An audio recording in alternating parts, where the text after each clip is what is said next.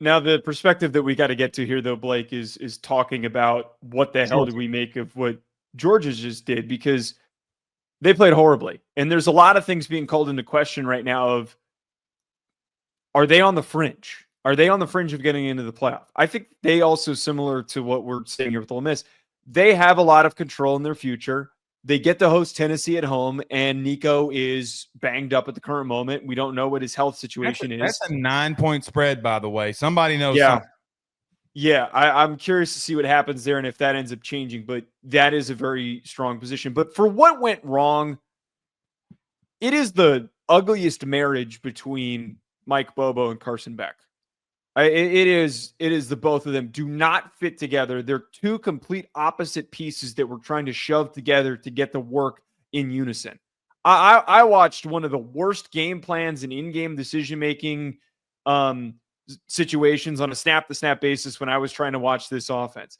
Defensively, what happened to them is a whole separate thing. They just got completely out-coached, out-schemed. They were not prepared to make the plays in space, but I don't blame their defense at all, by the way. I will get to that. It's tough for what they went through. Right. It's tough. It's tough with being on the field as much as they were and to have those drives stall out the way that they did for them not to be able to convert in the red zone. Their blockers were losing in one-on-one situations where they should not have been getting their asses kicked. We thought that Georgia's offensive line was supposed to be their strength. That is definitely not the case. We saw in this game what this Georgia offensive approach could be. There was one drive, I think it was the opening drive in the third quarter, where they started to attack all of Ole Miss's, the edges of their defense. They were running end arounds. They were running stretch plays, just trying to get to the outside, doing whatever they could to put the ball in space and get to the outside of the field. And they were moving the ball. And the minute that they stopped doing that, the drive stalled, they kicked the field goal, and then the rest of that game was history. They reverted back to what was not working. Bobo's the problem. I wouldn't be shocked at the end of this season if we're not talking about Mike Bobo being on the way out and them looking for a new offensive coordinator. I'm not disagreeing with you there. Okay, I'm not trying to stick up for Bobo here. Hang with me, though. Okay. Carson Beck is a bad decision maker. He's a very bad decision maker. Well, that's what I'm saying. I've come to the conclusion where I'm not going to defend him anymore. It's the both of them. Like the blame needs to go to both of them. The only reason I'm putting it a little bit on Beck is it's not because of the play calling that you're throwing some of these interceptions. Some of these, Joe, is that he is confused or he's just making bad overall plays. Like the one he had yesterday, the ball kind of slips out of his hand a little bit. But even when you're down 7, okay, he's taking a sack, and he's got a wide open. I forget the kid's name. Smith. Smith runs a mesh route and is clapping his hands to pick up a first down. Like he's going ballistic. Get me the football. Joey throws the ball away, and they have to punt. That's not on Bobo. It's not.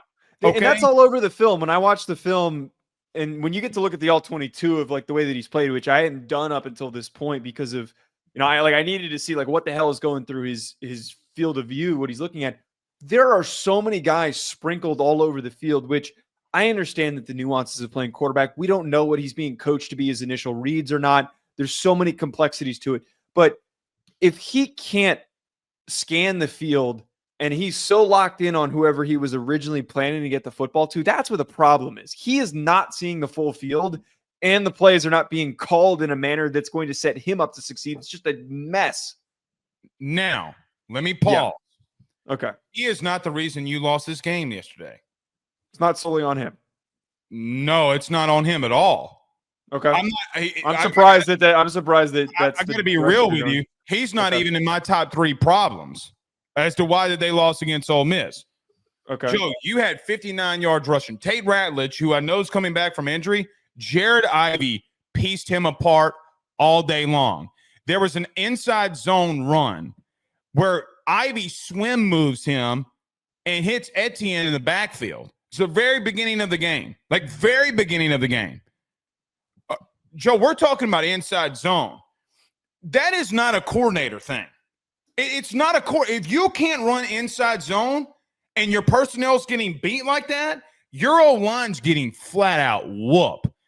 Joe, we've seen less inferior or more inferior fronts go up against Ole Miss and moderately hold their own.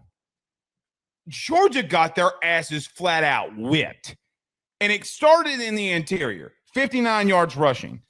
Joe, they are highly unathletic at tackle.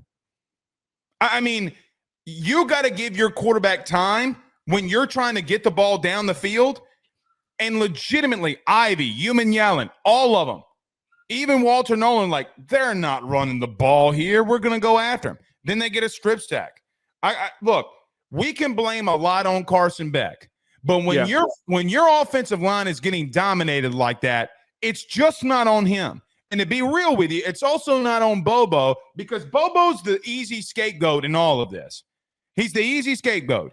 He did not – Kirby also, before Bobo got here, this is a recruiting thing on their offensive line. They're not good enough. They're not good enough. See, there's the only multiple teams – hold on one second. No, finish what you're saying. There Yeah, go have ahead. been multiple teams that have out-athleted them in the front. The only thing that I partially disagree with that is I don't think that Georgia has done a poor job of recruiting an offensive line, and nor do I actually think that they've done a poor job at development as well. Like they're supposed to have, coming into this season, Fairchild and Tate Ratledge are supposed to be two top 150 quality draft picks. Jared Wilson Tate Ratledge got his ass whooped yesterday, buddy. He did, and he's coming off of an injury, so I give him a little bit of grace, but you're right. He should not be absolved of any blame. Jared Wilson, their starting center, is supposed to be a guy that is on the radar as a top center in the upcoming class. He got his ass whooped yesterday, buddy. He got his ass kicked. Monroe Freeling's a guy who's on the younger end that could be a guy who could turn into a quality draftable prospect. They have the guys. Who's their offensive line coach? That actually begs the question. I don't even know. Need to hope Sam Pittman gets fired and go get him. And that's not happening. But look, man, I mean, Georgia's not the physical dominating team that we're accustomed to. Stacy Searles? I don't know who that is. They're not. Look, and here's the thing about them defensively, because you brought up their defense yesterday. Joe, what do you want them to do? They got you your first touchdown. They got an interception on your own side of the field, okay, and you go in and score. By the way, it took you 4th and goal to get in on the score, and that was your only drive that you really did anything. I mean, Joe, other than the field goal that they got, they could not move the football. They were absolutely abused yesterday. Abused. And so there comes a part where I look at their defense, Joe, there's nothing, and I mean absolutely nothing that I'm going to get on this defense about. Because when you're on the field for that long, that's a problem. Yeah, the time of possession, I just had it pulled up. The time of possession in this game, 30. Oh, no, actually, Georgia won the time possession. Ignore what I was just going to say. But it was the context of the drives and the situations that they were in. And you're probably going to win time of possession with the style of play that you have compared to what Ole Miss does, because they move a lot quicker. But the way that they were attacking them eventually became so demoralizing to what you're talking about. It does not belong any blame on the defense. I think to contextualize everything that we're saying before we jump over to the next game, Blake, there should be a fear if you're a Georgia fan. Like, there legitimately should be a concern. I have tried to play the role of, whenever there's been a bad game for Georgia, to say there is room for improvement. Mm-hmm. I see problems that aren't fixable at the current moment. Unless there is, and I'm stunned. Like, I'm legitimately stunned by that performance that they had yesterday. Finding your offensive line is not going to be easy this week. Right. It's not something you do in November. It's the complete opposite. Teams that we were saying needed to figure their shit out have been doing it through the first 2 months of the season and getting slowly better. About Tennessee. Well, I know what you're saying. Well, I know what you're saying. It's both things. You're not going to figure it out this late in the season. You're also not going to figure out when you're banged up and you've got guys coming off of injuries, and you're also not going to do it against Tennessee with a really talented group that's been kicking the crap out of everybody. Now you know why Mike Bobo hasn't really been running the football. I slightly still disagree with that. I know that some people don't love the whole EPA conversation, which is expected points added, meaning success of plays. they were far better in EPA per rush than they were EPA per drop back. So like they could have tried to run the ball more, and they could have tried to do what they were doing in the third quarter, which was attacking the edges. The problem is that my eyeballs saw their front interior offensive line get dominated, and that stat does not tell me that. So you're right. Okay, we're 1,000% right. That stat's probably a really good one.